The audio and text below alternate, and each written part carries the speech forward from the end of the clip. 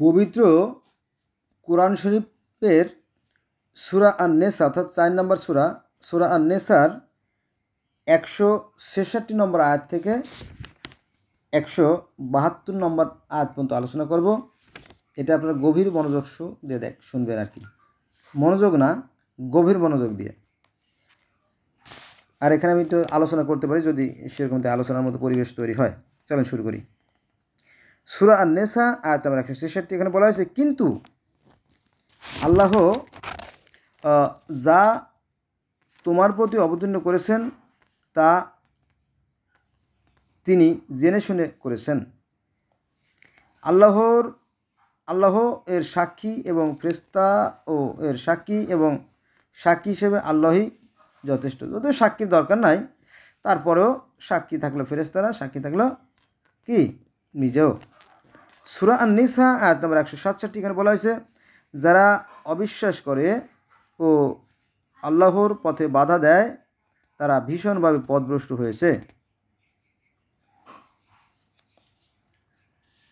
যারা অবিশ্বাস করে ও আল্লাহর পথে বাধা দেয় তারা ভীষণভাবে পথভ্রষ্ট হয়েছে।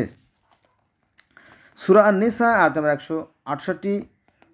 যারা অবিশ্বাস করছে ও অত্যাচার করেছে আল্লাহ তাদের কখনোই ক্ষমা করবেন না। যারা, ভালো করে খেয়াল রাখবেন যে কি বলে, তাই না? কাদেরকে আল্লাহ কখনোই ক্ষমা করবেন না? যারা অবিশ্বাস করেছে ও অত্যাচার করেছে আল্লাহ তাদের কখনোই ক্ষমা করবেন না এবং তাদের কোনো পথও দেখাবেন না।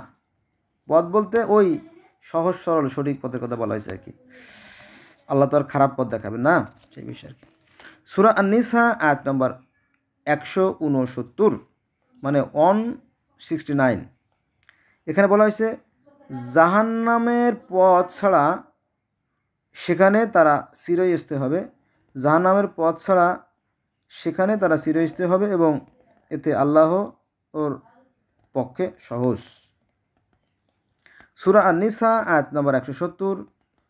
হে মানব সকল, রাসূল তোমাদের নিকট হতে সত্য এনেছে, সুতরাং তোমরা বিশ্বাস করো এবং এ হতে তোমাদের জন্য কল্যাণকর। আর তোমরা অবিশ্বাস করলেও আকাশে ও ভূমণ্ডলে যা আছে সবই আল্লাহরই এবং আল্লাহ সর্বজ্ঞ প্রজ্ঞাময়। তোমরা যদি বিশ্বাস নাও করো তাতে কিচ্ছু আসে যায় না, বিন্দু মাত্র ক্ষতি সৃষ্টিকর্তার হবে না, বরং ক্ষতি হবে কাদের? তোমাদেরই। এবার আসেন সূরা আন-নিসা আয়াত নম্বর 171। এখানে বলা হয়েছে, হে ঐশী গ্রন্থধারীগণ। ঐশী মানে আল্লাহর দেয়া বা সৃষ্টিকর্তা দেয়া বা গড গিফটেড যে হোলি বুক, সেটার কথা বলা হয়েছে। ঐশীধারীগণ, ঐশী মানে আল্লাহর দেওয়া, গ্রন্থ মানে তো কিতাব। হে ঐশীধারীগণ, হে ঐশী গ্রন্থধারীগণ, অর্থাৎ যারা যারা পৃথিবীতে আল্লাহর দেওয়া কিতাব পাইছে তাদের কথা বলা হয়েছে। তাদেরকে বলতেছে যে ধর্মের ব্যাপারে বাড়াবাড়ি করো না। ধর্মের ব্যাপারে বাড়াবাড়ি করো না। আমি বাক্যটা একবারে বলতেছি। সূরা আন-নিসা আয়াত নম্বর 171। এখানে বলা হয়েছে যে হে ঐশী গ্রন্থধারীগণ, ধর্মের ব্যাপারে বাড়াবাড়ি করো না ও আল্লাহ সম্বন্ধে সত্য বলো। মরিয়ম তো নয়, ঈসা মসীহ আল্লাহর রাসূল এবং তার বাণী যা তিনি মরিয়মের নিকট প্রেরণ করেছিলেন ও রূহ তার নিকট থেকেই আগত। রুহু তো আল্লাহর পক্ষ থেকেই পাঠাইছে আর কি, সেই কথাই বলা হয়েছে। রুহু তো তার নিকট থেকে, রুহু আর কার কাছ থেকে আসবে? রুহু কি অন্য কার কাছ থেকে আসতে পারে? এটা সম্ভব না, কারণ প্রাণ তো সৃষ্টিকর্তাই দেন, তাই না? সেই কথাই আছে, রুহু তার নিকট থেকেই আগত। তাই তোমরা আল্লাহ ও তার রাসূলকে বিশ্বাস করো এবং বলো না যে আল্লাহ তিনজন, বলো না যে আল্লাহ তিনজন, এবং বলে না তিনজন আল্লাহ, তা বলে না। আপনারা হয়তো জানেন না, জানি না, যেহেতু আমি পৃথিবীর বিভিন্ন ধর্মের ছাত্র, কথা বলে কিছু কথা বলতে হয়। সেটা হচ্ছে যে এই খ্রিস্টানদের মধ্যেও কিন্তু অনেকগুলো ভাগ আছে, যেমন ব্যাপটিস্ট, ক্যাথলিক, পোটেন্ট, সেভেন্থ অ্যাডভেন্টিস্ট, জিহোভার সাক্ষী, অর্থোডক্স, অ্যাংলিকন, হানাফাইট সহ আরও অনেক দল মত আছে। হ্যাঁ, কিন্তু দেখা যাচ্ছে যে আমাদের আলেমরা শুধু গড়ে, ইহুদিরা, খ্রিস্টানরা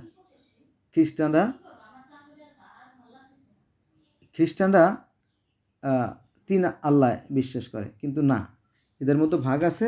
তারাও ওই একজন সৃষ্টি ঈসাকে নবী হিসেবে মানে, এরকম সংখ্যা অনেক আছে, কিন্তু এই বিষয়গুলো বলে না। কেন বলে না আমি জানি না। আচ্ছা, তারপরে আছে নিবৃত হও, তাতে তোমাদের মঙ্গল হবে। আল্লাহ তো একমাত্র উপাস্য, তার সন্তান হতে তিনি এর অনেক ঊর্ধ্বে। আকাশে ও ভূমণ্ডল যা কিছু আছে সবে আল্লাহরই, কর্মবিধায়ক হিসেবে আল্লাহই যথেষ্ট।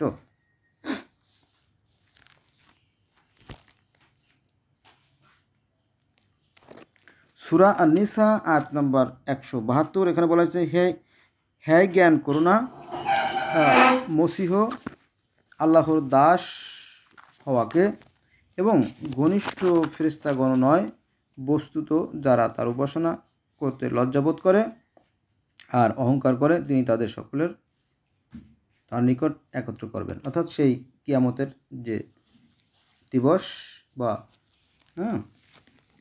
শেষ দিবসের কথা বলা হয়েছে। ধন্যবাদ সবাইকে।